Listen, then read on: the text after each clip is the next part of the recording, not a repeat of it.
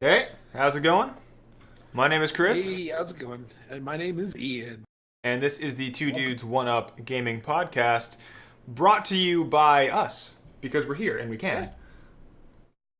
How you doing? How are you doing this? I'm doing great. How are you doing? Great. I'm doing so good. Um, so Oh, good. I got that one random hair just kind of sticking up. I didn't know it went on stream. Ah, don't worry about it. It's the alfalfa look. You're doing fine. Yeah. Oh man. Oh man. So let's. Still So all there, but right. it's whatever. This week, admittedly, our podcast structure is kind of frayed, but there's a reason for this. We're going off the rails, everybody. We're going way off the rails. So we're still going to start with upcoming games, but we only have one. And the reason for this is that I started putting this planning document together, wrote this game in there because I was excited about it and knew it was coming out tomorrow. And then I was like, wait a minute, I got to go watch E3 to write all those notes down. And then I went and watched E3. So we have exactly one game to talk about that's coming out tomorrow. And I think rather than do anything crazy like have a discussion about it, we'll just show a trailer. How does that sound? Yeah. Let's do that. Okay, get ready. So that game comes out tomorrow. Yes. I am And beyond excited for this game. It's I know. Yeah. I know you're super stoked. I'm actually getting kind of excited for it too because it's got that like sim theme park kind of vibe to it to a yeah, degree. yeah, And then it kind of it gets a little bit out of hand. So yeah. It's I'm, great. I'm digging it. Like you hear me talk a lot about. Like, do you remember when I was playing Surviving Mars? Yes. Yes. So one of the reasons I really liked that city builder was because it had stakes, right? Like if you play Yeah, like there was something to it. yeah, like other than just building a city, because like if you're playing like City Skylines, right, and you fail Right. as a mayor, the city's fine, right? It's okay. The citizens are fine. Like you're a bad mayor, but nobody dies, right? Like no consequence really. In Surviving Mars, if you fail, everyone dies, right? Like Yeah. everyone's dead. It's, in Jurassic World Evolution is like that. If you fail, people will die.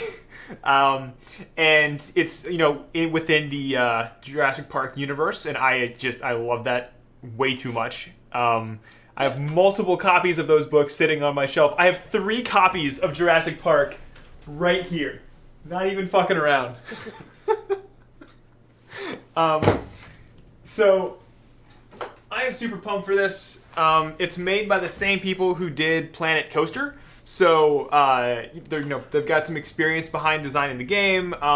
Interestingly, it's also by the same studio who made Elite Dangerous, so not kind of the same thing at all, but still, like I'm down for it. I'm excited for it. I watched the 2 hours of gameplay that they did on stream on Saturday, and that game is exactly Operation Genesis with like very minor adjustments. I don't know if you've ever Yeah. played. Have you ever heard of Operation Genesis?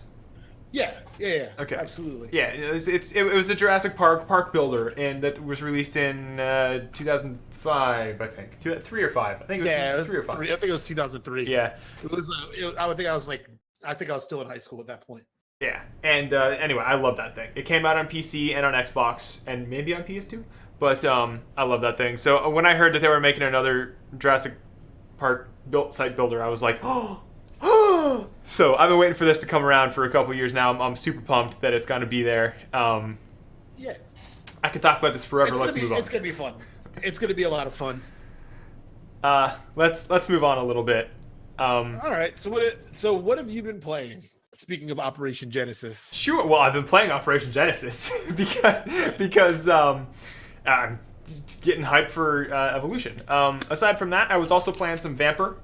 I refuse to pronounce that game as Vampire because Vampire. it's spelled Vampyr, which, as I understand it, is the that came out Norwegian this week, spelling right? of vampire. But I'm American, so it's Vamper. So that game came out this week. Did we talk about it briefly last We week? I did believe? briefly mention it. Yeah, I had actually never Yeah. heard of it before last week, and I was really interested by it. I picked it up. I gotta tell you, I was very impressed by that game. Its graphics are beautiful. The storyline is very well written. I am currently still fascinated by its plot, but I have been forced to stop playing it for the time being, and I'll get to that in a second. The graphics are beautiful. I love the progression system. It's an action RPG, very similar to think about like Mass Effect, the first Mass Effect, how that worked, minus the armor. So maybe like Mass Effect 2 style.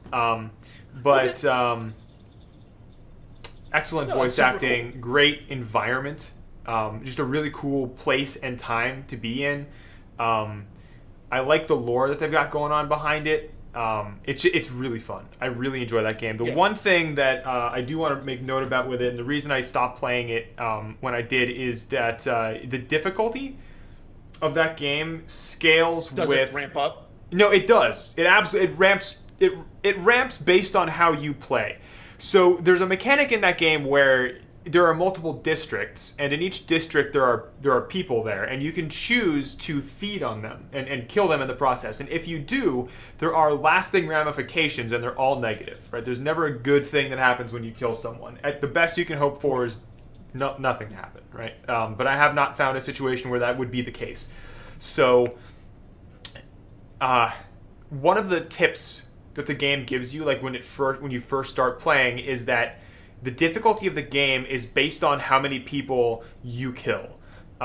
If you go about just feeding on everyone you can, you will very easily become very powerful very fast. And I would probably have no trouble. But I'm one of those people who I want the good ending, right? And so I haven't killed anyone. And so as a result, it got really fucking difficult. And by really, I mean the regular ads, the normal, low-powered, not armored, not shielded, not fast, not holding powerful weapons, just regular kosher ads murder me. Like, they will shoot me with a single fire arrow, and I've got 2/3 of the health tree filled up on my stats, and it burns away 2/3 of my health on a single shot. Like, I don't fight anything anymore that's not at least 10 levels above me. It's brutal. One-on-one, I can still win a fight, maybe one-on-two, but they start throwing like 4 or 5 enemies at you at a time, and some of the enemies have abilities that just... I can't handle it with that level of difficulty. So what I need to do is either go grind out all the side quests or find some people to kill and just bite the bullet, because at the moment, I do not possess the skill required to progress in that game at its current difficulty. So doing the pacifist run on a scale from 1 to Dark Souls, where do you think it ranks in at? Harder than Dark Souls in terms of... Harder than Dark Souls? Yeah, okay. But Dark Souls is difficult for a different reason. Dark Souls is difficult because it requires patience and being methodical. Vampire is difficult because it has artificial inflation of difficulty. Gotcha. In Dark Souls, let's leave it. Yeah. Let's leave it at that, and then this. Because there's we have so much to do. Yeah. Okay. All right. You and I have both been playing Destiny 2. Yep. Just trying to grind out the faction rally. Mm-hmm. I know I caught a stream of yours where you were playing House Flipper. Yeah. Yep. I was playing House Flipper. I had also been playing Indiana Jones Greatest Adventures on that stream as well. I dusted off my Super Nintendo and my PS2, and I got them hooked up through RCA Capture, so I'm back into speedrunning that game. Nice. I managed to get my times down to like 31 minutes, which is pretty good. That's about 2 minutes off my PB. Yeah. So that's, for not having played it for like 6 months, I'm rather happy with that result for just doing it for a day. But yeah, House Flipper I thought was really fun. I can't really explain why, but I like it. That's fair. All right. So gaming news wise, E3 is going. It's we're in the thick of it right now. We will talk about that in depth here in a minute. But piggybacking off of what we had discussed last week with how I don't want to say developers, not developers, but how distributors are, moderating their content. I don't know if you want to take over on this one and just talk about it briefly, because sure. Just really briefly. Last week we had this discussion about how publishers will curate their libraries, and they will often censor many games in the process, or force developers to censor them, or force them to not be sold on the platform. Steam, or rather Valve, put out a press release like a day or two after last week's podcast stating that in short, and it's a good read. I highly recommend you read it. But the gist of it is that Steam will no longer be curating games based on their content. They will have to pass only 2 tests. The first is the content illegal? And the second is, does it pass the technical test? And if it passes both of those, they will allow it onto Steam. And I think that's huge. That's crazy good in terms of just the state of censorship in game distribution, because the fact that Steam is now going to be allowing anything at all onto their platform means that other platforms are either going to have to follow suit or accept that, or just accept being a curated platform. And I think that because Steam is easily the biggest distributor, despite all its competition these days, I think this is going to force moves on a lot of different it's setting a good satellite processes. Yeah. All right. Well, I took the link, I took the article for that link, and I put it up in the Discord. So if you're interested in reading it, you can follow the link, and I think if I point this way, it'll show the correct direction. Hopefully. Yep. And you can join us on the Discord, and check that article out for yourself. Apparently, it's a real good read. Yes. But E3 is going. Oh boy. We are in day 2 of all of the announcements. Yesterday was a big day. We had Microsoft, we had Bethesda. I think there was a couple more, but I'm not quite sure. No, it was Microsoft and Bethesda yesterday, and today it was. EA also had. Oh, did they? EA also did stuff yesterday as well. Oh, I didn't catch that. It's all good. I did actually catch most of the EA stuff. Okay, good. So I could talk about that. All right. Well, that was probably the earlier segment of the day. Yeah. Do you want to start off talking about that? Yeah, sure. EA came out with some big stuff. Announced Battlefield 5. The official multiplayer trailer came out. Sure. It's getting more destructible environments, which I think is super cool. And obviously, it's getting that battle royale mode that has been talked about here and there. Yeah. So, I mean, it's Battlefield 5. It's going to be a lot of fun if you're into the Battlefield series. One of the coolest things about Battlefield was, everything. You could pretty much drive anything like tanks and planes. You could just run in, get into it, start blowing stuff up. That'll be so. It was pretty cool. Yeah. I'm not going to spend too much time on all this stuff. They showed some Anthem stuff, which they showed a lot of good stuff on that. To me, it kind of feels like Titanfall. With a little bit more of a better multiplayer aspect to it, which would be cool. Titanfall was great. If you haven't had the opportunity to play, I highly recommend. The big stuff was Battlefront 2 came out and talked about some of the new stuff they're going to do. They're doing a new squad system. There's going to be a new starfighter mode, a new command post capture mode. A whole bunch of new heroes and maps taken from the Clone World series. Oh, great! So all things that were present in the original Battlefront 2. Yeah, absolutely. Great, good, okay. And they're going to introduce General Grievous, Obi-Wan, and Anakin Skywalker. Okay. The key takeaway from this, they came right out of the gate and they said, "Hey guys, look, we understand that we messed this one up big time. And we did a bad job." It's the same thing they said for the last Battlefront. It's the same thing they said when they fucked up SimCity. It's the same thing EA has been saying for every big release they've had forever. When Andromeda came out, they said, "Listen, guys, we fucked this one up big time." Like, everything EA does, they're apologizing for. And people keep being like, "Oh, well, they're at least being forthright with us. Maybe we'll give them another chance." They fucked up everything for the past 6 years. Yeah, well, but because of that, we're also getting a new Star Wars game. It's Jedi Fallen Order. They announced that it takes place between Revenge of the Sith and A New Hope, when all of the Jedi are being hunted and destroyed. So it's going to be an original story set around the surviving Padawan, and it's coming out probably a holiday season of next year. So did they mention which Padawan? Too much? No. I hope it's Ahsoka. It's supposed to be an original Star Wars story, so okay. I'm expecting maybe an original character for this.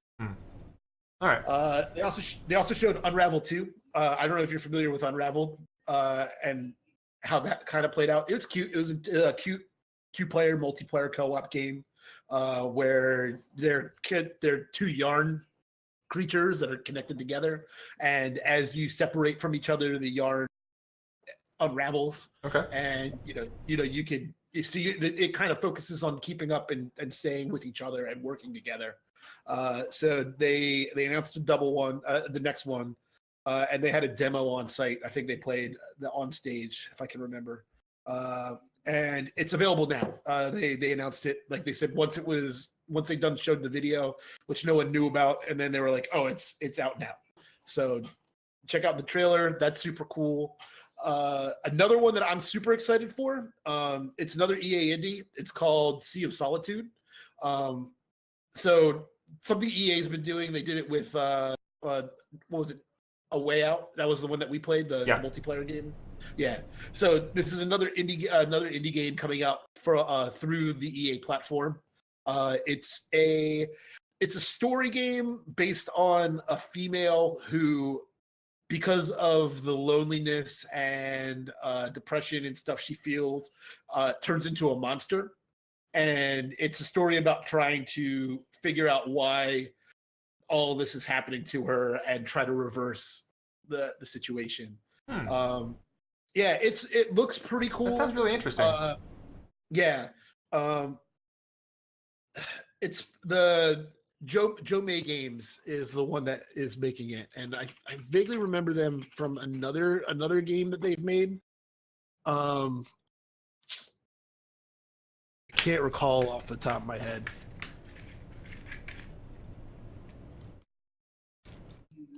Well, yeah, but yeah, regardless, it was cool. Other big things via EA. Command & Conquer is returning as a mobile game. They announced Command & Conquer Rivals. Fuck it's EA. Gonna be a competitive mode. Fuck EA. It's gonna be a competitive. Fuck them up the ass. Why? Because that's not bad. They killed Command & Conquer. It's dead. This is going to go nowhere, and I know it.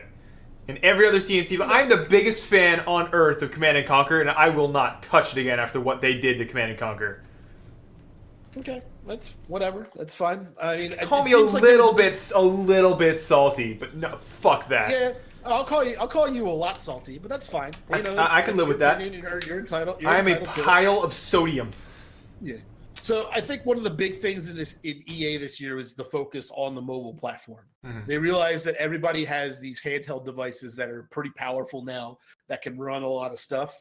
So they're trying to introduce, I think it's been the theme of this, is they're trying to introduce a lot of the bigger name IPs into the mobile platform. So this is just the EA trying to do something to kind of focus on that as well. I think that's going to be, I think it'll be fine. I mean, for what, none of the mobile games really push anything too difficult, so it's really kind of hard to mess those up. Other than that, FIFA 19 they talked about. They talked about Madden for again, because actually one of the cool things they talked about for Madden is that it's coming out for the PC this year, which is I think the first time in like 10 or 12 years. Yeah, it's been a long time. Released Madden for PC. Yeah. And they also talked about We Happy Few. They're talking about the full release of that game is coming out real soon. So that's right around the corner. I think that's pretty much about it for E3 or for EA. The big things were Anthem. The big things were the Star Wars game, and then I think they made a pretty big deal out of FIFA as well. Okay. And they talked about Origin Access Premier, the subscription service that gives full access to all of the EA games. I think it's going to be like $100 for the year, or something like that, and then you'll have access to all the big games when they come out. Great. Mm-hmm.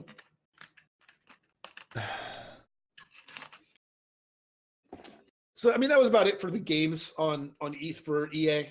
They also talked about their Play to Give initiative and all the charities and stuff that they're going to start supporting and all that stuff.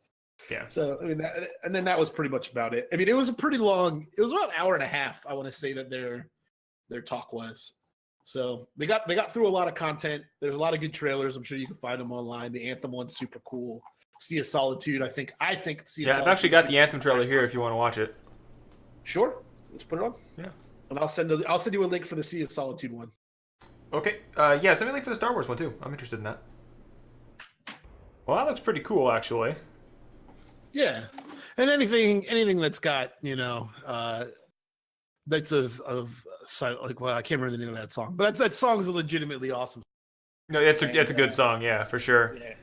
I like how they broke it up with the gunshots as drums. Yeah, that was a good tactical maneuver. All right. But I sent you the Sea of Solitude one too. Yeah. Let me pull it up here right quick and pause this sucker up. All right, let's take a look at it. That's a really cool looking art style. Yeah, I'm all about it. I think it's going to be a day one game for me whenever it comes out. But I think it's like early 2019. Yeah, it's a 2019. We got some time on that. Yeah, for sure. But I think that was the bulk of it for EA. And then after EA, I think was Microsoft. Microsoft or Bethesda? Okay, it was Microsoft. Microsoft, yeah. Bethesda came after that. Yeah.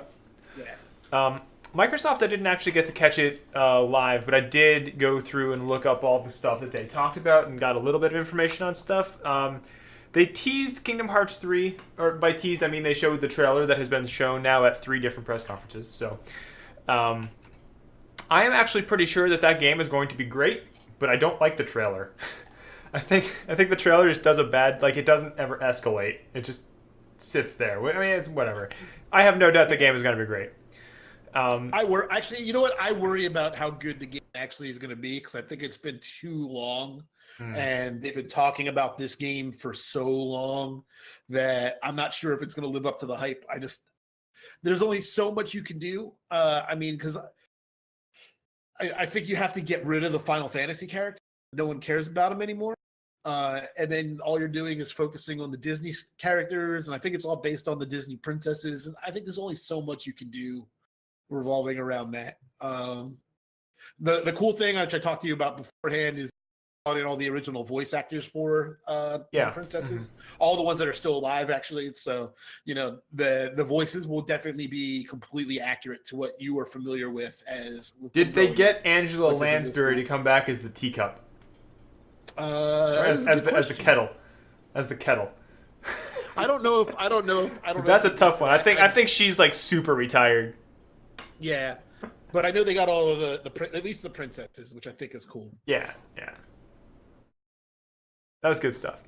They also teased, or actually there was a trailer they used for Halo Infinite. I have no idea what that's going to be based on the trailer. It was a cool looking trailer. There were multiple Spartans. It was a large open world. I don't know what it's going to be, but it looks cool. I know for a fact that it's the next Halo game, so it's not going to be Halo 6. It's Halo Infinite is the next canonical Halo game, so that should be interesting. And Master Chief is back, so if he's in it, it's cool. Canon. So I don't know.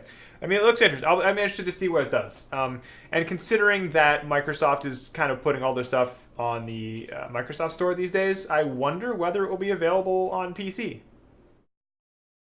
I mean, it's got to be available on PC. It's Microsoft. None of the other Halo games are on PC. Halo 1 and 2 are on PC, but 3, 4, 5, Reach, ODST, they're not on PC. Wasn't aware. Yeah, never came out. Okay. As a result, I never played 5. Never played it. Okay. So, have you played Ori and the Blind Forest? Yes. Such a beautiful platformer. Oh, I fell in love with that game hard. I know they announced a sequel, Ori and the Will of the Wisps. Ori and the Will of the Wisps. And, friend, we have a trailer. Nice. It's going to make me cry again. Let's do it. All right. We'll share a box of tissues. So, Ori and the Will of the Wisps. I don't know if you caught it, but at the very split-second beginning of that trailer, it said Xbox exclusive, so... Oh, no. Guess who's not playing it? Bummer. Anyway, it still looks like it's going to be a lot of fun. It's going to be cool. The first one was beautiful. Yeah, the first one was beautiful. First one had an amazing score. And I believe the guy who did the score is doing the score this one as well. So I highly, I might not get to play it, but I'll probably download the soundtrack because it's got some awesome ambient type stuff going on there. Oh yeah. So hopefully this game comes out sometime next year. Yeah, I mean it said 2019, 2018 release. So okay, it'll be around. And to be like totally honest, I doubt that it will remain Xbox exclusive for long.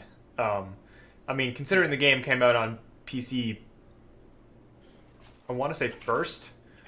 I don't think a sequel would be, console exclusive. So Shakiro is another one that they announced, and this is made by From Software, the same people who did Dark Souls. And I gotta tell you, I like the art style of this. I like the setting much better than I liked Bloodborne. And actually, one of the reasons I didn't play Bloodborne, aside from not having a PS4, is that I kind of had no interest in it. Okay. For whatever reason, I just wasn't into it. This one looks like it might be okay. It looks much more Eastern than Dark Souls was. It looks like it's very fast paced. There's a lot of aerial maneuvers in there that Dark Souls did not have. So it could be interesting to play. It'd be a different feel to it. Yeah, and like they know what they're doing when it comes to the Soulsborne style game. Mm-hmm.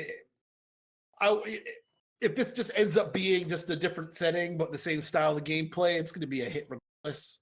Yeah. People are going to enjoy it and they're going to have a lot of fun playing it. Yeah, so for sure. That's pretty cool.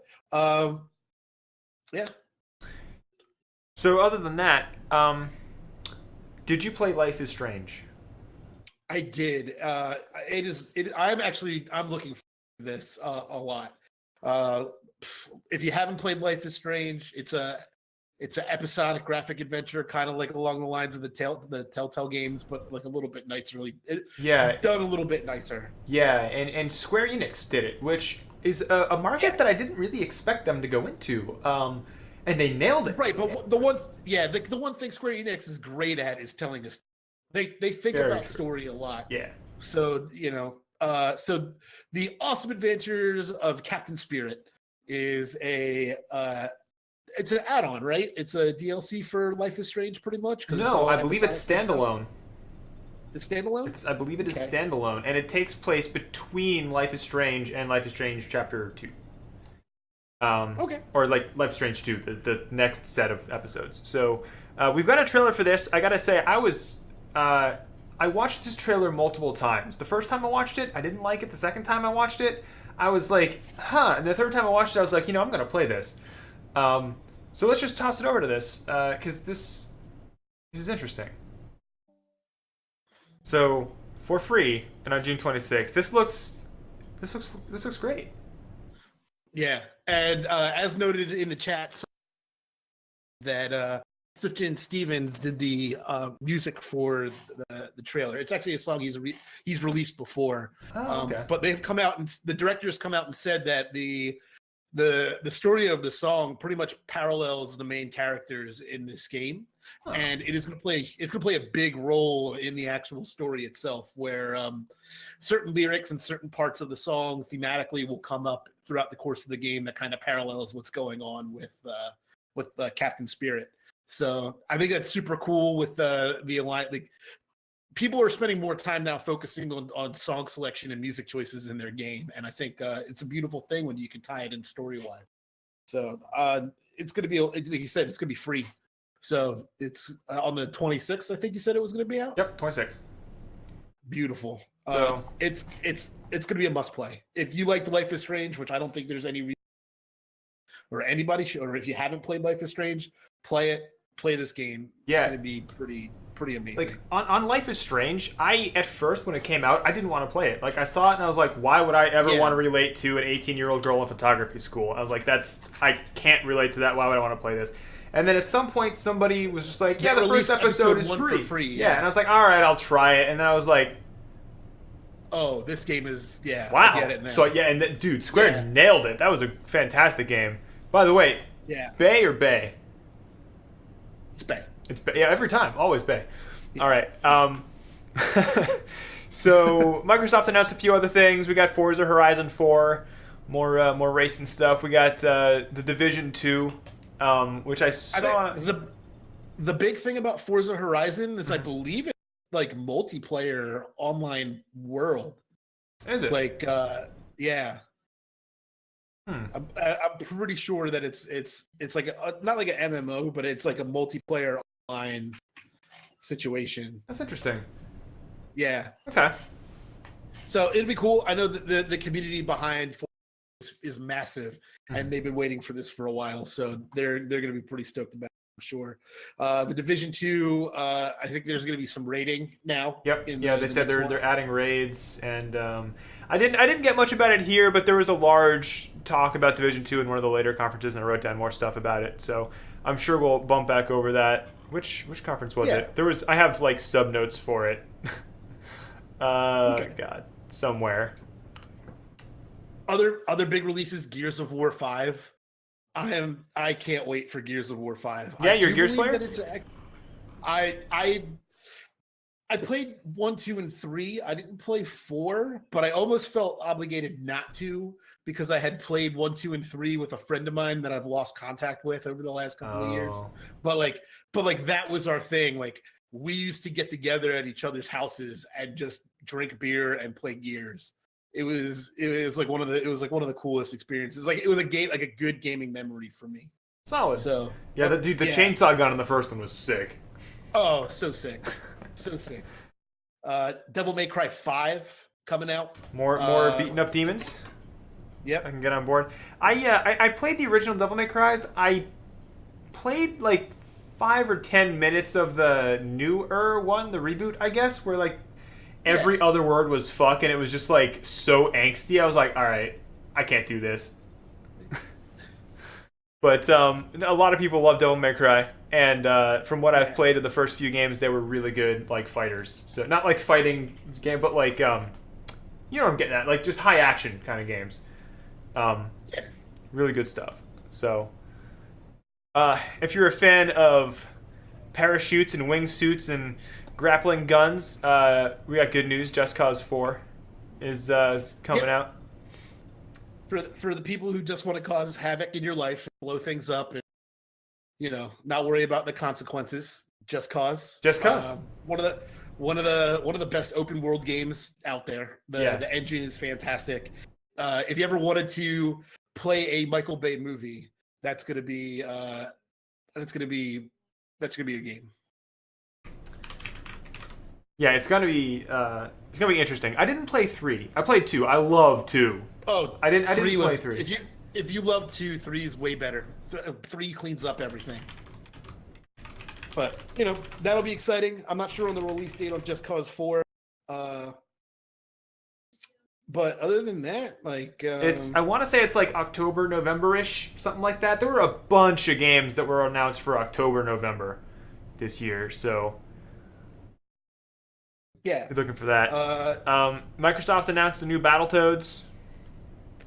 Can you say that with a little bit more excitement? Like, dude, Microsoft announced the fucking Battletoads. Are you kidding? It's been years. So now you can call up your favorite game store and ask, "Do you have Battletoads?" And they will say yes. Yes, we have Battletoads. The original Battletoad games were so hard on. Oh my god, yeah. Oh, they were impossible. Whoa. So I never beat it. I never beat Battletoads. I unabashedly, I never did. I couldn't do it. Oh, I had to use a Game Genie to get extra lives. Yeah, I made it happen. Couldn't do it. I never had a Game Genie growing up, actually. I never had a Game Genie. I didn't have one until I was like 22 or something, when I picked one up in a used game store. But I never grew up having a Game Genie. So it was cool. Yeah, they looked like a lot of cool stuff. I remember seeing like guidebooks in stores for like, here's the Game Genie like code book, and it had like all the games in there. You can go flip through and figure that stuff out and stuff. That was cool. Yeah. Well, the last big announcement that Microsoft had was the game that everybody's been like waiting for more information on, Cyberpunk 2077. For 3 years, I've been waiting for anything on this game, and bless you, CD Projekt, you have seen fit to gaze down upon us and give us a trailer. So let's just roll it. Yo, if that trailer doesn't get you hype, I don't know what will. You're unhypeable. Okay. No, that game. Dude, that music is sick. That car is sick. The graphical style is sick. I am waiting for this one, man. How much do you know about this game? I mean, I didn't know too much about it going into this. Okay, so there's again, they talked about it a while ago, and they didn't really release anymore. Yeah, the last anything on this was 3 years ago, and I get it. They were working on Witcher 3. I'm super pumped they're back to this. Cyberpunk 2077 is based in the same universe as the Cyberpunk 2020 tabletop RPG, but in the future of that. So okay, it's really cool. It's a lot of the games that come out these days and a lot of the movies and stuff that we watch views the future as a very like technological, advanced, scientific kind of place. Cyberpunk 2020 viewed it as very like, we hit a point in progress and then like we just focused on improving like the technology that we had and we didn't push it super far. Like we never like went to space and we never like built sprawling cityscapes and skyscrapers and all this. Like, it wasn't shiny. The future was gritty and dirty because that's how human nature kind of is. If you find a way to take advantage of somebody, you will. Capitalism will destroy the world, all that kind of stuff. And they just went with that. And I think it's such a good view of science fiction and like the way the future probably will actually be and you know, not shiny. Like I would love us to get to Star Trek. We're not going to get to Star Trek. Our future is going to be like Firefly if we're lucky, right? And I think stuff like Shadowrun and you know Cyberpunk 2020 is very much a good, like, interesting view of just kind of like both an exploration of human nature and also just a good setting. So I'm all about getting some of that going on. Okay. Shall we move on? I think that's about it for Microsoft. That's it. But going into my favorite presentation so far of the weekend, Bethesda kicked it off, bringing out national treasure Andrew WK to come out and play his old hit B-side brought back to life, Ready to Die, which is now the song for Rage 2, the sequel to the original Rage. I was super stoked for Rage 1, mildly disappointed in the gameplay for Rage 1, but the hype train for me is real on Rage 2. Anything that's got Andrew WK involved, I'm completely on board. The man is a legend, and he wouldn't be involved if he didn't feel like it was something worth his time. I know you play as the character that you play as is Walker Ranger. Yep. So that's there's a level of humor to it. I believe Rage 2 takes place before Rage 1, and it kind of goes through. Yeah, I think that it was a prequel. Yeah, based on like what they were saying about it and everything, it definitely seems like this one has more of a plot to it, because I really didn't know what I was supposed to do in the first Rage game. But this one definitely looks like it's a bit more directed, which is very nice. It's nice when you have an objective in a game. For those who want to hear the song, you might have just muted yourself in the chat. Nope, there you go. Nope, I'm here. I'd probably lean back too far. All right, yeah, we missed your last sentence. I put a link in the chat. Yep, I put a link in the chat for those who want to hear the Andrew WK song in its entirety. It's straight up, it's magic in a can. So yeah, Rage 2 going to be pretty sweet. But following that, probably the better of the two games is going to be Doom Eternal, the sequel to the ever so popular hit Doom that came out Doom 20 a couple years ago. Yeah, which was fantastic. And I love that game. 2016 was absolutely insane too. It was exactly what Doom needed to be. The best part about it is that it still felt like Doom. Like if you played Doom back in like 95 and then you played Doom right there, you'd be like, this is still Doom. Like it didn't change. It was like the heart and soul was still there. Like no reloading, blood and gore absolutely everywhere, heavy metal nonstop, way too much bass. like over the top enemies, like ridiculous animations, everything that Doom needed to be, it was there. It was so good. So they finally released a trailer for it, and we've got it here. Doom Eternal. Just more Doom. What more do you want from life, really? Yeah, I mean, it's gonna be good if they do the same exact game, that they just did. It's gonna be awesome. You can never get bored about just shooting straight up demons in the face and ripping them in half and all that ridiculous stuff. Oh no, absolutely not. It's too incredible. But we have a lot of stuff to go through here too. We have so much. Yeah, we're going way over tonight. Yeah. Oh man! So the next thing that Bethesda announced is they released Fallout Shelter. You've probably played it or at least heard of it, but it's now available on PS4 and PC. So I downloaded it on Steam last night and decided I like it better on mobile, and then downloaded it on my phone. And now I have Fallout Shelter on my phone again. So that's just going to eat up 5 or 10 minutes of my life several times a day for the next month. Next month and a half. Yeah, that's fine. Fallout 76. They talked about it. That was their big reveal. That was the one that everyone was interested the most in. It's going to be an online game. You can play it single player, but they're definitely focusing on PvP.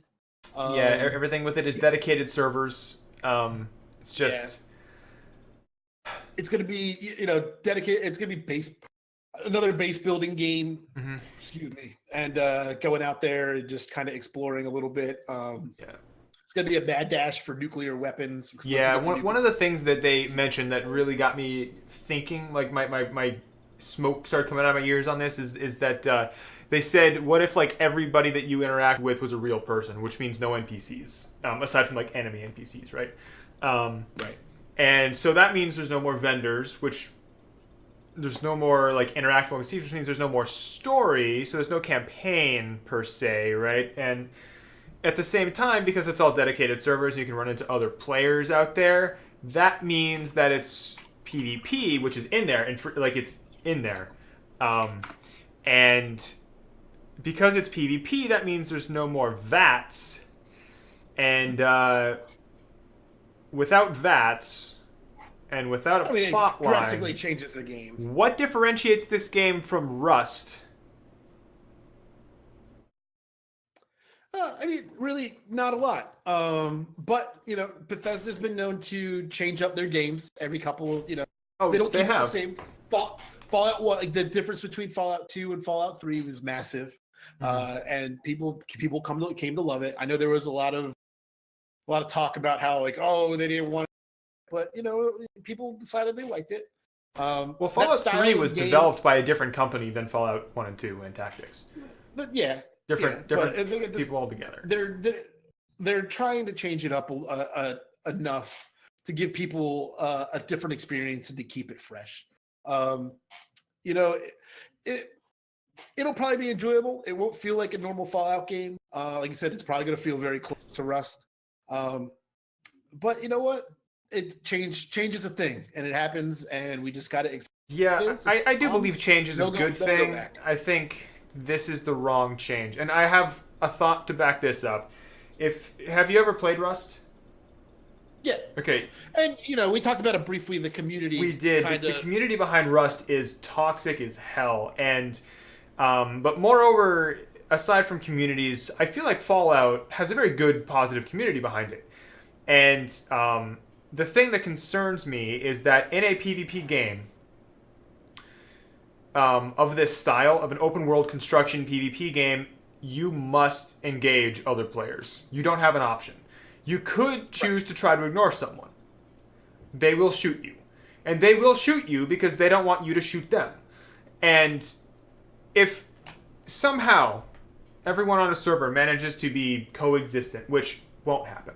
Not going to happen. But if somehow it happens, and then one person later comes in and starts to engage people, it's over. And the fact that they're including nukes in the game as attainable things, that the game will become a rush for nukes. The first thing you will do when you get into a server is try to get nukes, and then you just control that server.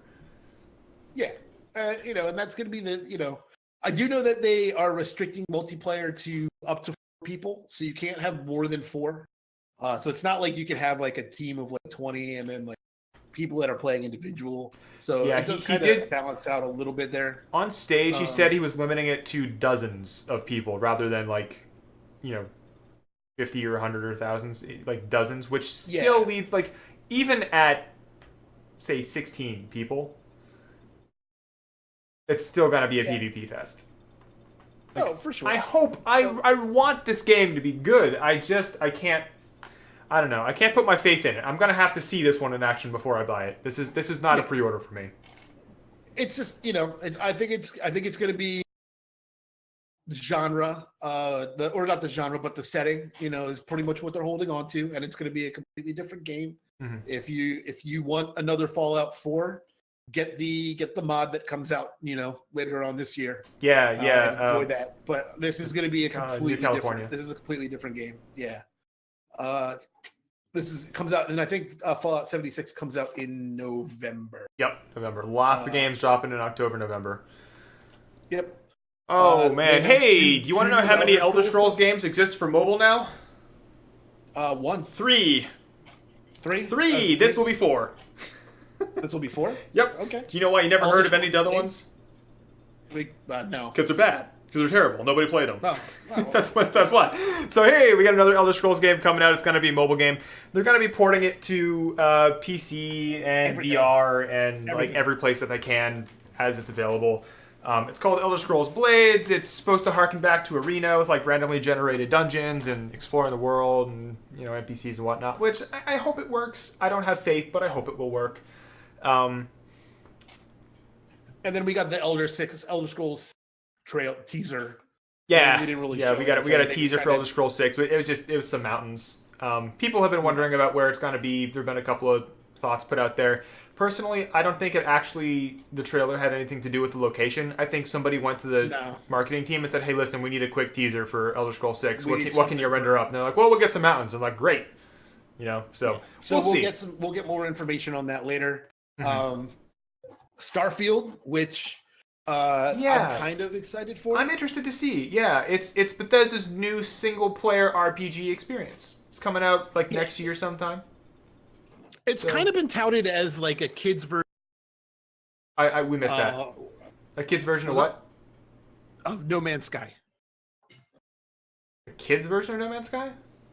Yeah, a not as complex version of it. Oh, okay. Well, I mean, it's a single-player experience. It's supposed to be an RPG, and it's, I don't know. It should be interesting, I think. But I do at least look forward to that. I hope to hear more information about that in the coming days, weeks, months. And I expect it to be kind of like a Skylanders meets Star Wars kind of experience. They've got some cool spaceships and stuff that you could travel around in. The big thing that I'm stoked about for it is the Star Fox DLC or content that's going to be released for the Switch. Oh, that's I don't think that's Starfield. No, it is. Or Starlink. Starlink is the Star Fox thing. Okay, we're talking about 2 different games. Yeah, Starfield that's a Bethesda property. Starlink is the other one. Gotcha. There's all these games are. We're running out of names. Now. So don't listen to me because I don't know anything about. Starfield. It's Bethesda announced it as a single player experience set in the future as an action RPG in space. So it's their new IP. So it should be fairly interesting. So the important thing about this is it's its first completely original IP in 20 years or something like that. So that's cool. I forgot about that one, but that's gonna be super cool. And then that was pretty much it for Bethesda. Yeah. That was it for pretty much day one. Yeah. That was Friday night or Saturday night? That was Sunday. Sunday night. Yeah. I don't know what day of the week it is. Today's Monday. So it's podcast day. It's Monday. Oh yeah. So earlier today we had Ubisoft and Square Enix. Square Enix had the first one. They showed a new trailer for Rise of the Tomb Raider. where Laura is supposed to finally become the Tomb Raider, despite the fact that I'm pretty sure she already was, like, after the first game, and then if she wasn't after the second game, I don't know what qualifies. And they keep doing prequels. It's like another. So this is like, well, honestly, I think the new series is just a straight reboot. Like they have not touched any of the original lore, which I like. I appreciate that. That's fine. Yeah, if they just like do an entirely new story, that's fine with me. Great. Okay. Yep. We're gonna have some more Final Fantasy 14 content. Yep. Patch 4.3 Under the Moonlight's gonna. I'm pretty stoked about that. And I may get back into Final Fantasy 14 again. Let me know if you do. I'll join. The only reason I don't play that game is because my other friends don't play that game anymore. Like, otherwise, I'd still be there. Yeah, it was cool. They're gonna do a Monster Hunter World crossover as well. Yeah. The what the heck is the name of that red dragon creature? It's like it's the poster boy of Monster Hunter. Yeah. We're gonna get that Monster Hunter World. You're cutting out. I can't hear you. PC.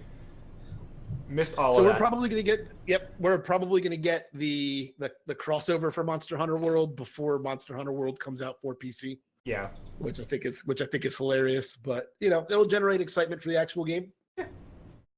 I'm down for it. Yeah. Other than that, the Captain Spirit stuff comes out for free in about 2 weeks. Yep. And I don't know if you're a Dragon Quest player. Are you? See, like, I'm an old school Dragon Quest player. Yeah, not for a long time. Yeah, I haven't played any of the newer ones. Yeah. And when I say newer ones, I think like 6 on. Yeah. So anyway, Square is releasing Dragon Quest 11. Echoes of an elusive age. Is the same since 9, so it'll be cute and adorable. Yep. The slimes will be got that cool awesome. Graphical style and everything that you're used to. So it's should be fun. Yeah. Like I said, we haven't played them in a long time, but if they're anything like they used to be, they're gonna be good. So and the story is usually pretty good from what I understand. If you're an RPG guy, give it a go. Yeah. And then after that, Babylon's Fall will be coming out in 2019. They announced it'll be on PS4 and Steam. Okay. I don't remember what this game is. Yeah. I should look it up. Yeah. Well, while you look that up, a game that I had purchased on Steam not too long ago, Nier Automata. I played that a little Automatic bit. Transmission? Yep. It's coming out for the definitive version is coming out for Xbox One sometime soon. I think later on this year. It's a fun game. It's a hack and slash action adventure type thing. But the one that I kind of wanted, from Square Enix is Octopath Traveler, which comes out July 13th on the Switch. It's an RPG for the Switch. You have 8 different characters that you have to control and go through their stories throughout the course of the game. They've been touting this one since like the Switch was released. So to see it coming out in just over a month, the hype is real. And I expect, one of the things that Square Enix does real well is storyline stuff. They're very good at telling a story.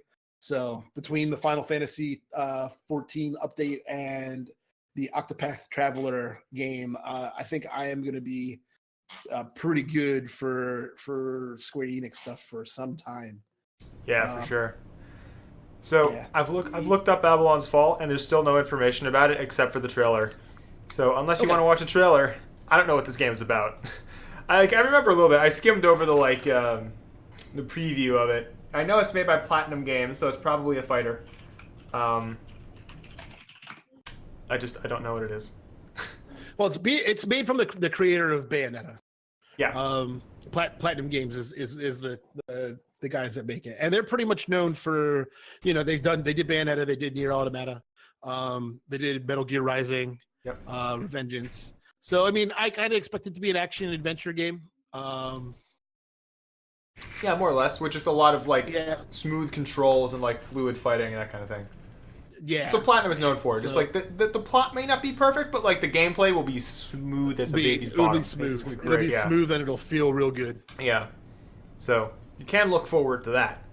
Yep. So the official release date for Just Cause 4 is going to be December 4th of this year. That's right. That's actually my birthday. It's coming out on my 30th birthday. Oh, congratulations! Yeah, That's thanks a lot. Let me see. Kingdom Hearts 3 is going to be available a couple days after my birthday on January 29th. Nice. Of 2019. Yeah. And then The Quiet Man was announced for PS4 and Steam, and it was only a teaser. There's really no information given about it. They have said that there will be more information in August. So okay, I did see the trailer for The Quiet Man. Yeah, it looked cool. I got a feeling it's going to be along the lines of like a Assassin's Creed type of thing. Mm-hmm.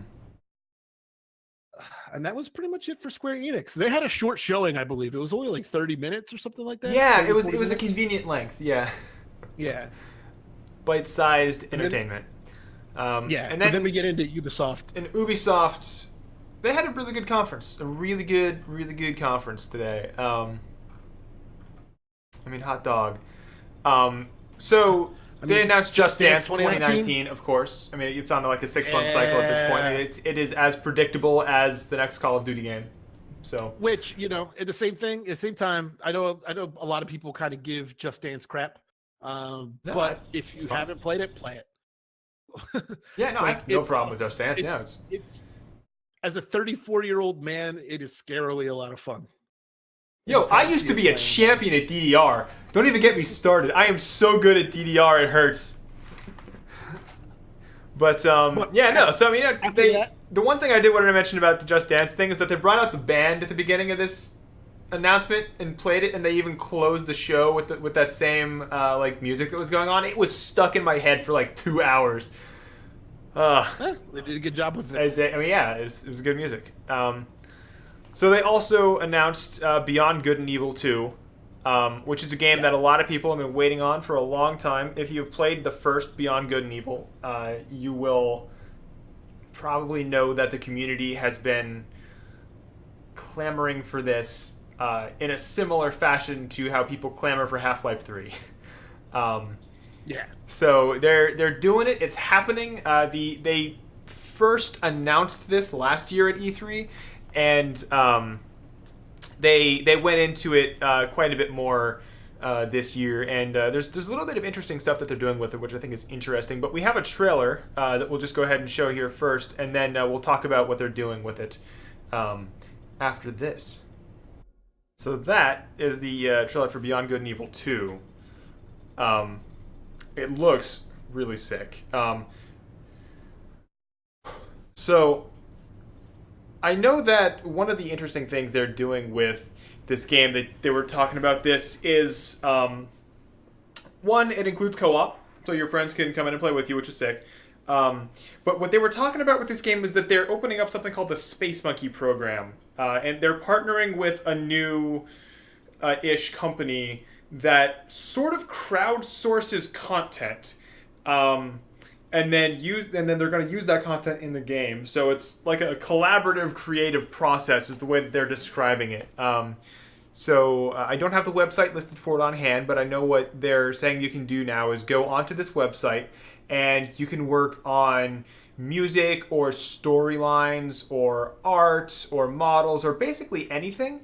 And the development team will take a look at it and we'll work on it with the community and do revisions and changes and stuff, and that content will make it into the game, which is kind of interesting. So I don't know if you're familiar with what Ubisoft is partnering with Hit Record. Yes, Hit Record, yeah. Which is And so that company has actually been founded by Joseph Gordon-Levitt, the actor. And it was started really for musicians and movie makers to kind of get people together to work on short films and music and stuff like that. So so the announcement kind of went hand in hand. Joseph Gordon-Levitt actually had come out and said that this was the first time that they're doing something that's going into a video game. Yeah. So it's pretty cool. I'm excited to see, like, because a lot of the stuff that the Hit Record stuff does is super interesting, and if you haven't had the opportunity to really look into it, go give it a look. There's some really good short films on there. So there's some decent music up on there too. So it'll be really interesting to see what the community can provide to put into this game. I think the Hit Record is an awesome platform, and I think it's super creative that they decided to kind of link up with this. To kind of, because like the mod, it's so easy to say like, oh well, the mod community will add stuff and all that stuff, but this is I think the first time that anyone's really kind of like latched onto that before the game has been announced and said, hey, look, like let's get what you guys want and throw it in there while we can.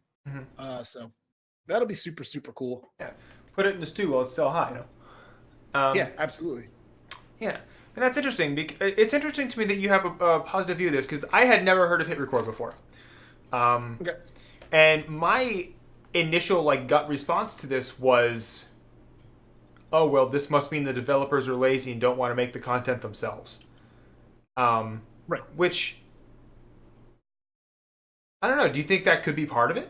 Do you think there's some of that there, or do you think that this is a purely positive move? Like, do you think that they're sacrificing some of their creative vision in order to do this? No. I don't.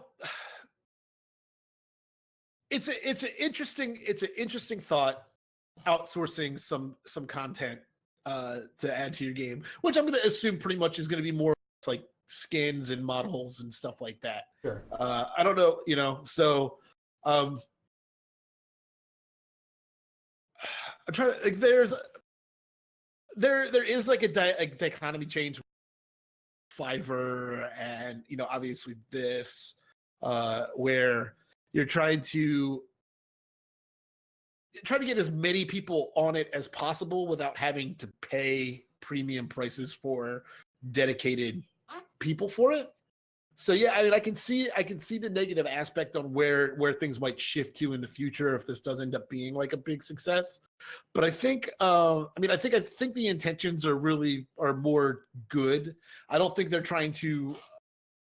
I know this is me probably setting myself up for failure, but I don't think they're trying to release a game that requires community generated content to be a full game. I think they fully intend on making it extra stuff and not core content. So we don't know too much about the game at this point. So hopefully more information comes out over the course of the year about it. I don't think they released it. Did they announce a release date for this at all? Or no, not that I've seen. Yeah, so we're probably still. I think it's like in a when it's ready stage. Out. Yeah, so we're probably still a year or two out before any of this really becomes a thing. Sure. And hopefully we get some more information on it upcoming. There's going to be a couple more conferences coming up over the course of the year. So I'm excited to see what they do, and I'm excited to see what the community will be able to provide for this game. Yeah. Yeah. So other than that, like Ubisoft announced a Rainbow Six Siege documentary. I love this kind of stuff. Yeah. I loved it when Naughty Dog made it a thing, inside of their game, extra content. The Rainbow Six series is such a big franchise too, with such a big team that to get a little bit of the backdoor entry into how it all comes together. I think that's going to be super cool. Actually, not focused on development. It follows the story of 6 players, or not. I think it's like a player, a streamer, a community member, like a YouTuber. Like I don't think it was about the internals. I think it was about the stories of people who play the game or are involved with the playing of the game, not the internal development stuff. All right, yeah. So here's the synopsis. I looked up this. During 9 months, we followed 8 community members in their daily lives and at various Rainbow Six Siege events: the Pro League Finals at Gamescom 2017, the finals in Sao Paulo, and at the Six Invitational 2018. They are professional players, coaches, managers, commentators, analysts, or Twitch streamers. To their families, and they give all the names to millions. Yeah, so they give out so they're a bunch of streamers and players. The narrative focuses on each of their personal stories and explore why they sought more than entertainment in Siege and how they became respected members of the community. Throughout their journey, their paths will intertwine, leading to upsets, personal questioning, and moments of joy and pride. It's going to be about 40 to 45 minutes and will be released in August at the Six Major in Paris. It will be released on YouTube. So that'll be pretty. All right. That's fine. I can get behind that. Yeah, I mean, I can see how some people would be interested. Like, I think the only people who will watch that are people who are interested in Siege. In the community. Yeah. In the community. Yeah. Which is a big community. They just hit 35 million. Huge community. So, I mean, it's not like they don't have a target audience. Right. I just don't think you and I are in it. No, probably not. So. It's still interesting that they're willing to do that. Like, it's nice when a game company loves their community enough to go out of their way to do something for them for free. Like, that's a really nice. It's a good way to get PR, and it's a good way to build rep with your community. I know the EVE Online community, CCP, does that for them a lot, which is really cool. So that kind of move is pretty well always a good one from a company to their player base. Yeah, and I'm always looking for new content to watch on YouTube anyway. So probably give that a watch. Right. In a surprise move, big announcement. Trials Rising has been announced, the closed beta later this year, being released in February of next year for pretty much all of the major platforms. Switch too, which is nice. I was blown away by this in the sense that I thought nobody cared about these games anymore, but apparently people do. So, sure, we're gonna pay $20 for some motorcycle, platforming. Cool. All right. Thoughts? I've never played it. Never heard. Well, I mean, I might have heard of it. I thought the trailer was kind of funny. It showed a bunch of people like getting smashed off of motorcycles. That was cool. So, from Excite Bike to the original Trials games were flash games on the internet to where we're at now, I just find it to be a little on the ridiculous side. That it became such a thing, but hey, it's a thing. So I mean, there's a market for almost anything. Yeah. Oh man. We talked about the Division. We talked about the Division a little bit already. Yeah. Skip over that. They announced DLC for Mario and Rabbids Kingdom Battle for the Switch. This is all going to be focused around Donkey Kong. I believe it is Rabid Donkey Kong, Rabid Cranky Kong, and Rabid Peach are the main characters in this storyline. It will not focus around Mario at all. Right. As I have Mario versus Mario and Rabbids. It was a lot of fun. It was it was kind of like an XCOM kind of turn-based strategy adventure game. Yeah, it's a grid-based tactical game. Yeah, for sure. Yeah. Yeah. I enjoy it. I'll probably pick it up and play it because the game was worth some more content to me. Okay. Past that, I don't really know. I don't know too much about. You cut off. You don't know too much about. Oh, about the next couple of games on the list. Oh yeah. So the next one they released is Skull and Bones. This is coming out sometime in 2019. This is a pirate simulator. It's another one. So you get to be on a boat and you sail around and you can group up with other players and it's an online experience and co-op and PvP and so you go out and you try to raid some NPCs and you can get in fights with other players and it looks like the ship combat is pretty good and it looks like the NPC interaction and like the skill trees and how you upgrade your ships and stuff is pretty cool and there's a whole port where you can do stuff and interact with characters and do social stuff, and then upgrade your ship and everything from there. So, I mean, it looks like it's going to be probably a fun game. I think that the trailer should have been totally different. Like, this is a game I could get into as long as the story wasn't what I think they're trying to do with the story. Like, I don't know. We'll see, because it seemed like there was this big, like, malevolent force going on, and I was like, it's a game about pirates. Don't push it, right? Like, I loved Sid Meier's Pirates. I loved Assassin's Creed 4, Pirate Simulator, the pirate one. I loved that game. It was 4, Black Flag. It was 4, Black Flag. Okay. I don't make it what it's not, right? Like, don't try to make it bigger than it is. Like, you've got a solid market for this.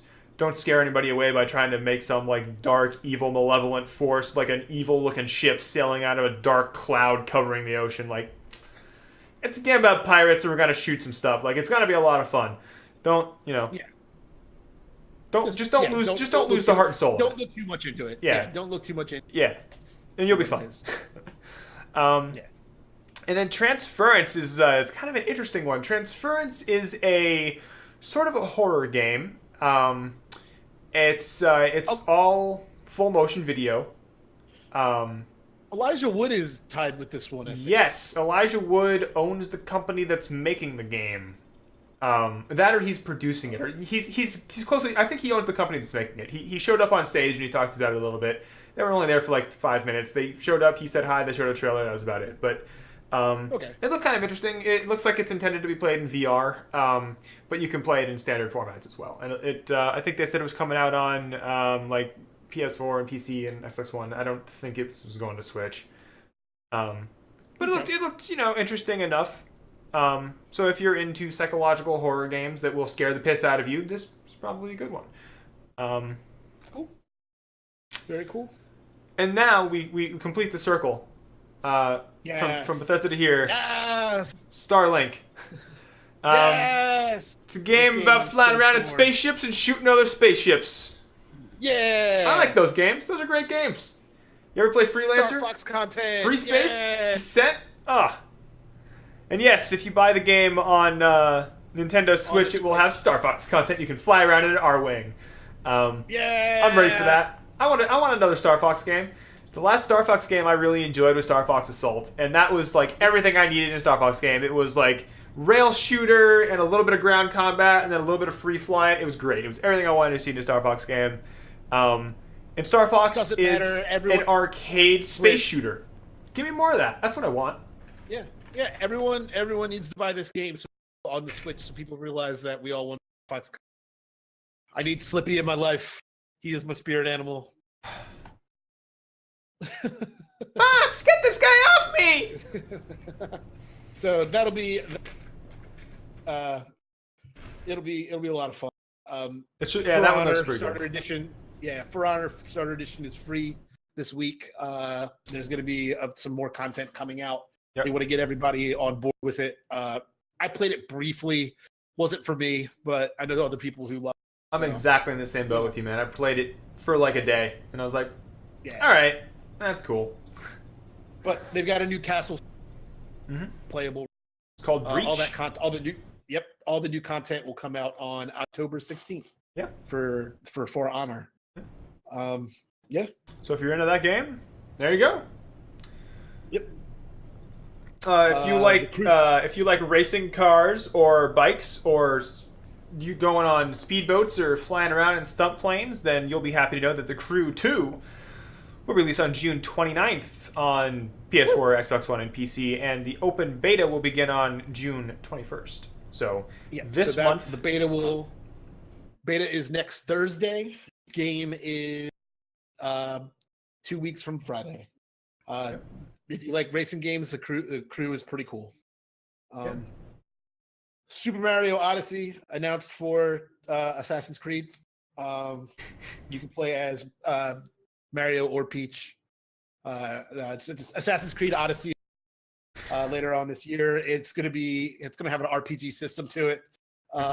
It's gone the route of open world RPG. It's RPG system, upgrades, skill trees, talking NPCs. You can play as a male or a female character, which is cool because I think it's gonna bring a breath of new life into the Assassin's Creed series. It's kind of been a little bit stagnant. Black Flag was a nice break and a nice change of pace, but we've gotten now we're at like 7 or 8 Assassin's Creed games at this point. So many. Yeah. So we need to they haven't all been bad a little bit, but they haven't all been good. But it is what it is. You can't hit home run every time. But the last thing just to mention about it is that they're adding dialogue systems to it now. So it's you have decisions now that you can make that impact how the story turns out. So okay, that's cool. Very cool. And that was about it for Ubisoft. Oh yeah, and then was the traditional just information dump. Like, they put everyone watching into a chair, and then they lowered that chair into a pit, and they brought in 35 garbage trucks, and they just information all over us on the PC Gaming Show. Hosted by one of my favorite streamers, Day9 TV. But so I picked up 2 trailers to this. We're gonna watch them as we go, but it's safe to say that there are 30 games we're about to mention. 30. Yeah, and we'll skim through this pretty fast. We're gonna go fast. The first thing I want to do, though, is... Hey! Remember Factorio? Oh, man, do I remember Factorio. It absorbed your life for quite some time. Wouldn't it be great if you could play that game in 3D? Sure. Great. Here's a trailer. Oh. My heart sings. My heart sings.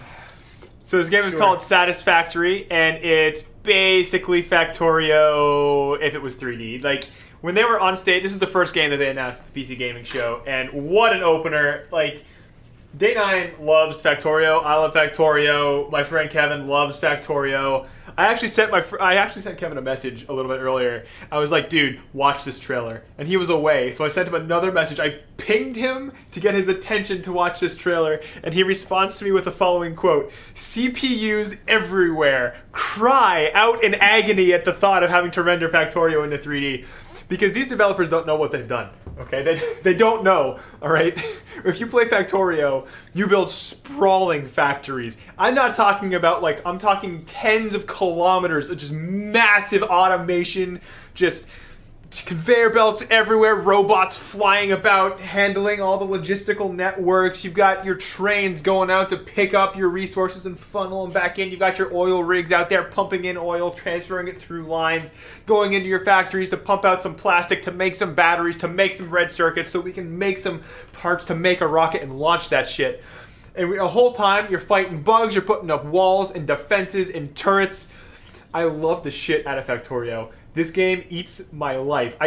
You can't just like play a game of Factorio, all right? You can't just sit down and decide, I'm gonna play this for an hour. You make a commitment. You sit down and you say, all right, this weekend, I'm playing Factorio. And when I say this weekend, I mean you're not leaving the apartment, okay? You're not going anywhere. You're not calling friends. Maybe you're online with somebody you're doing co-op with. That's it. You're only playing Factorio, and you will love every second of it. And the fact that this is now in 3D changes the game so much. Like, Factorio is a 2D top-down, so your conveyor belt, you only have two levels in Factorio. You have ground level, and then you have the underground level, which only transport belts can go on. They can go under another transport belt.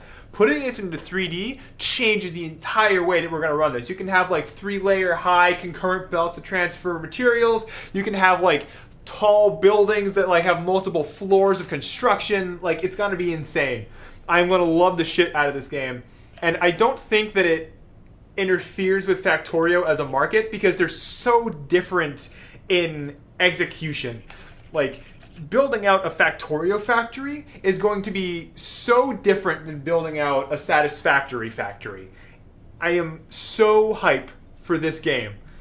So... Appreciate that, man. Anyway, the point is, I'm excited. Yeah, maybe a little too much, I think, for this game. Yeah, I mean, I guess it hits your wheelhouse. It definitely hits that civilization aspect of you can lose track of time completely. But for the sake of getting through the other 29 games that we need to go through, we're gonna skim through a couple of these. We got NeoCab, which is a story-based cab simulator. One I'm actually pretty stoked about because I'm big into the battle royale stuff right now. Maverick's Proving Ground is a battle royale game that allows 1,000 concurrent players. Mm-hmm. So that's gonna be ridiculous. Games are gonna last like 40 minutes. It's going to be incredible. Yeah. The Forgotten City's coming out, which is like, it was originally a mod, and now it's a standalone game, and it's basically just an exploration kind of horror looking, it's a mystery. So you just go in, solve it, see what the environment's about, figure it out. You got Star Control Star Con- Origins, which is coming out, which is it's the developer described it as a very mod focused game. So it's a whole simulated universe. The entire universe is simulated at concurrently, which is crazy. Like you're gonna need a sick CPU to run this. And then he said it's very mod focused, so you're gonna be able to create your own sort of stories and universes and planets and ships and galaxies and anything that you want to do in there, you can do it, which sounds pretty cool. It's available on GOG, and it comes out on September 20th. This one is kind of interesting. Hunt Showdown. This has been available on Steam now for a while. It's still in early access. It's called Hunt Showdown, which I just said. It's a multiplayer survival and objective based game. So you go in, you have an objective to complete. You have to kill a certain monster, and you have to get some clues to find out where the monster is. And if you bump into other players, you can and probably should shoot them. Because they're also trying to get the monster dead and get away with his loot. The interesting thing about Hunt Showdown, it's built on the Cry engine, which is the same engine that Crysis and Far Cry have been built off of. So it should look pretty cool. It should tax your CPU and your graphics card pretty heavily. So just be wary of that.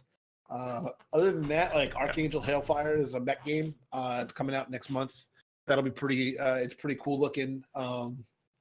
The Sinking City is one I'm kind of stoked for. It's a Lovecraftian investigation game.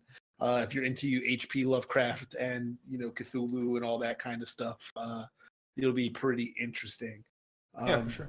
Warframe's getting a new cinematic quest called The Sacrifice. I have Warframe. Have not had the opportunity to play it yet. I know you play it every now and again. We need to. What do you think about do you know anything about the coming out or? Well, The Sacrifice is not out yet, so I don't know really much about it. I do know that the previous release for it actually added a whole planet that's kind of open world, which is sick. And it was a really interesting and cool change to Factorio. So to Warframe, to Warframe. So no, it was really cool. It was a good addition. I look forward to The Sacrifice.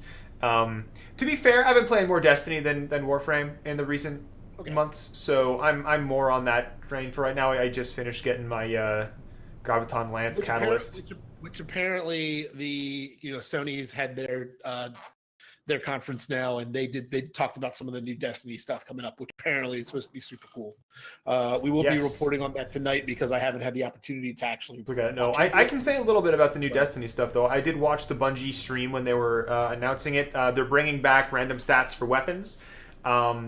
They're adding a new PvP mode. I don't remember its name, but it's a hybrid PvP PvE. So you've got here. So there's the update, and then there's the new DLC. Right, the new DLC is what I'm talking about. The Ghost of Tsushima, which they apparently went into detail about. So I kind of want to watch that before we really talk about it. Sure. Okay. Maybe we'll discuss it next week in depth. Yeah. No worries.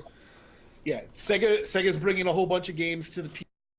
Shenmue, the Yakuza series, Valkyria Chronicles 4. Nothing too exciting there, really, honestly, because Sega's just doing Sega stuff. Killing Floor 2 has a bunch of major updates planned for this upcoming year. Mm-hmm. One of them's already out. Came out in March. One of them's out. Yeah, I haven't played Killing Floor, so yeah, me either. I don't know too much about it. We have an open world shark RPG called Maneater. That's gonna be a lot of fun. I'm pretty excited about that. Anything that lets me experience Shark Week all throughout the year, I'm all about. Actually, I think we have we might be able to get a trailer for this, presuming I can actually find the game. Yeah, I got it. Yeah, but it's made by Blindside, which is the same guys that made. And pretty much you just control a giant fucking shark everywhere, and you just kill things. So. I mean, what more could you want? Yeah, if you wanted a Jaws reboot. Yeah, it's where you want to be. Yeah, and I have a trailer for this. If you're interested in checking this out. Sure, we can throw it in there real quick. It's a 1 minute thing. We're not losing much time. So there's your quick little trailer for Maneater. for Mater. Yeah, it's made by the graphics. same guys who made Depth. Oh, okay. Yeah, That makes so sense. yeah, I'm on board. It can be pretty fun. Yeah. It's apparently an open world shark RPG with like upgradable stats and a campaign. So Yeah. yeah, I'm in. Yeah. It's the Sharknado of game. So Yeah, yeah. it's gonna be good. There were a few games that they announced that they really didn't give a lot of information on, and like all there was a trailer, and like it was hard to tell exactly what the game would even be about because they were just cinematic trailers. There was Bravery Network Online, which looked like it was probably some type of a fighting game. There was Morning Star, which is what I believe to be a horror adventure game.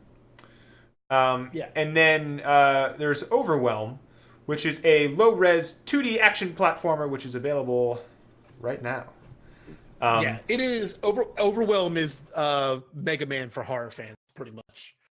It's 8-bit. It's 8-bit animation. It's which kind of fits me in the nostalgia feels. I'm all about it.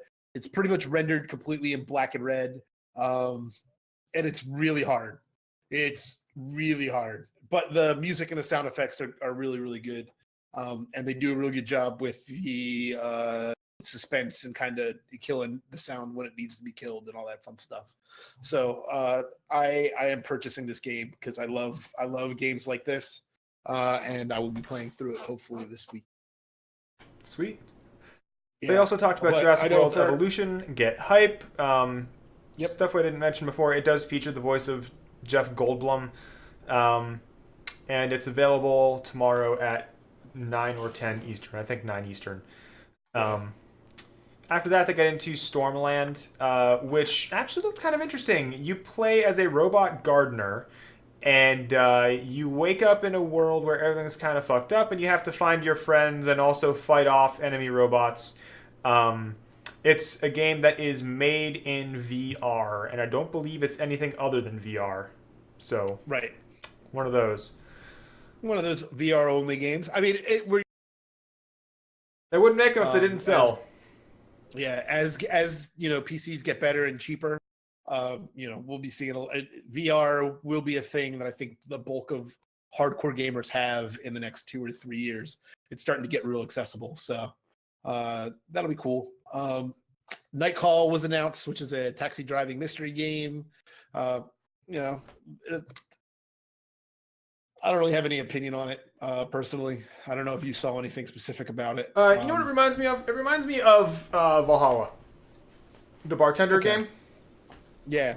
It reminds me of that, where it's just kind of like you're put here. We got some art, we got some story. You make some decisions, but you don't really, there's no gameplay to it. It's just it's a vehicle for a narrative, which that's good. I can get behind that a little bit. I think my favorite game announced gaming show, Sable. Yeah. Open world narrative focused game. The art style is absolutely incredible. I know I've talked on stream about how the art style is presented is a big thing for me personally. And I think this game is absolutely gorgeous. I think we have a trailer for it. We do. Beautiful. I don't know if you want to play that. Oh, I do. All right, here. So there's Sable, which is absolutely, what a gorgeous art style. It's I've never seen one like it amazing in a game. I think there are a few games that I think define a genre. You have games like Braid, Fez, and I think Sable is going to be. There was one on PS3. Reminds me of this very much. Journey? Yes, Journey. Journey, yeah. This feels like that kind of game to me, where it's just you're there and you're exploring, and it's just so beautiful the whole time, and it whisks you into this world and kind of keeps you there while you do it. It's really cool. It's kind of a very entrancing experience. Yeah, the soundtrack is going to be fantastic as well. Yeah. The art style kind of reminds me of like halfway between like a cell shaded comic book and like Studio Ghibli stuff. Yeah, actually, what the developer was saying that they were heavily inspired by Studio Ghibli. Oh, really? I didn't Yeah. know that. That's Yeah. awesome. Glad. Well, That's where then that comes from. then they've done a great job because that was.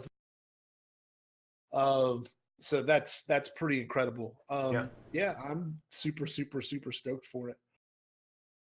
What else do we got going on? Moving top to bottom, the next thing they announced was Star Citizen, and by announced, I mean they mentioned it. Because this game about it again. will never come out. If this game ever actually comes out, it will be the most incredible game that ever was made, but the game will never come out. Right. Yeah, we're still probably 2 years before they're about 2 years away from them announcing the so yeah. Let's take it. Yeah. We'll take it for what it is. Especially considering they just announced their, like, what was it, $10,000 DLC pack or something like that. Like, I'm just, okay, whatever. Jesus. Okay. Alpha 3.2 is coming soon. Let me be really clear about this. When you version a game or a piece of software as a developer, when the game is not yet released, it is version 0 point something. Point maybe something, right? It's major version number, minor version number, build number. That's how that works. That's how you do this. If you had to build your current version 35 times, and it was your first ever version of the game, then you're on version 0.1.35. That's how that works. Yeah. And Star Citizen is on Alpha 3.2.0, okay? This is their third major version of the Alpha. This game will never come out. It'll come out eventually. I'll be 50. Yeah. We'll be on our 50s. Genesis Alpha 1 was also announced. Team 17 is making this. They've made their money completely pretty much on the Worms games, so there's like 1.5 billion of those out there. Mm-hmm. They announced it about a year ago. They showed some footage, but they didn't really like talk anything in depth about it. I'll trust Team 17 to do a good job on it. I'm not super excited about it. Yeah. There's a new Don't Starve game coming out. It's called Hamlet. Okay. It's Don't Starve. Another but in another place. Yeah. Nothing different about it. Yep. Just Cause 4. Overkill is the company Overkill is making a Walking Dead game. This is kind of a more hardcore, like realistic graphics, sort of survival multiplayer kind of situation. Okay. Similarly, Telltale is also releasing the final season of The Walking Dead. That's coming out on August 14th. Which I will play. I have very much enjoyed those games. So, I've streamed them all. I've played them all extensively on my own time. They are great. Noita? Not exactly sure how to pronounce this game. It's an action / roguelite. It's a 2D, kind of that old school, pixelized graphics kind of situation. Every pixel in that game is physically simulated, which is interesting. So it's a very, if you think about how objects interact with the player in I Want to Be the Boshi or I Want to Be the Guy, that kind of thing, where it's like a very physics-based kind of game. Or like Super Meat Boy is kind of a more recent example of this. Yeah. Where like everything that can interact with you in that way can kill you in that way. So just as a vertically moving object can kill you, so can a horizontally moving object, but because it's not locked onto a frame, it's kind of freeform. So this gives you more freedom. It makes the game more difficult because you need to be more aware of what's going on. But it should be an interesting go. And as roguelites go, like a lot of the problems that rooms are randomly generated, but they're all kind of randomly a set format. Yeah. And that when each individual pixel is rendered, it really opens up the amount of different combinations you can get. So, it'll be pretty cool.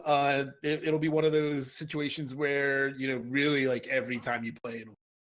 So that'll be kind of cool. It'll be cool. And then 2 Point Hospital is coming out, releasing in fall. It's the spiritual successor of Theme Hospital. Did you ever play that?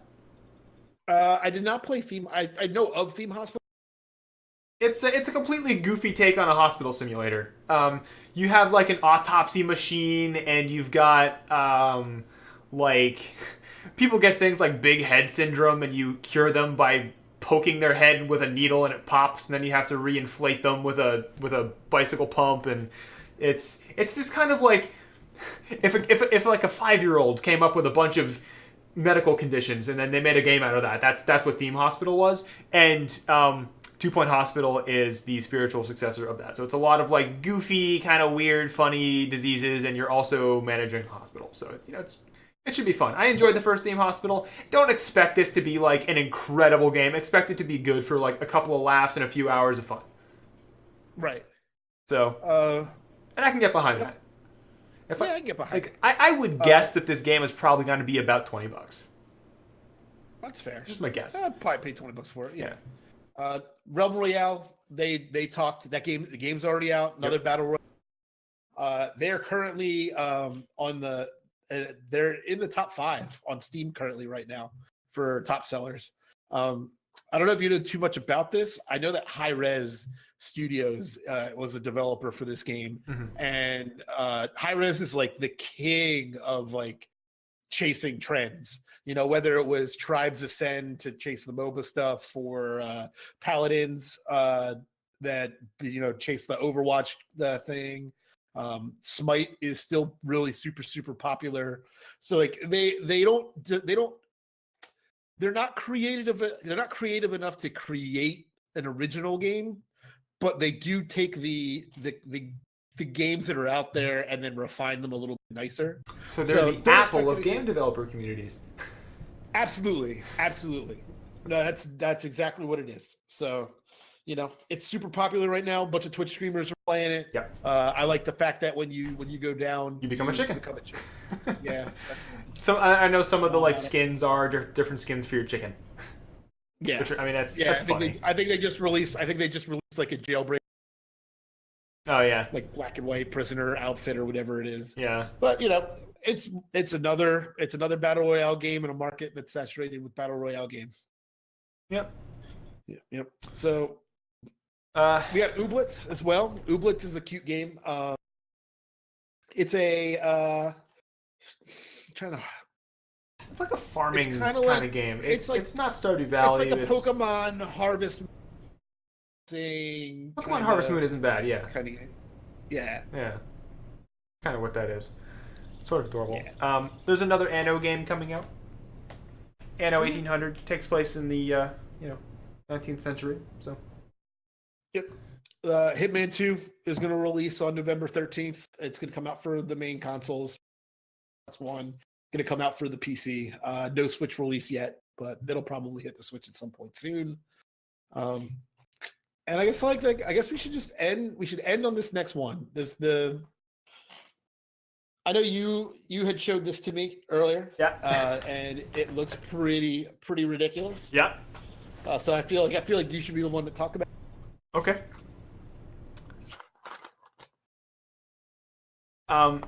So I don't know. Okay, I'm just gonna roll the trailer. So that's Rapture Rejects. Yeah. If it wasn't clear, this is a battle royale 2D game top down that is made by Cyanide and Happiness, and it's gonna be incredible. The idea of the plot is that when God only beams up the bad people by mistake, all the good people are left behind, and they start killing each other. So that's that.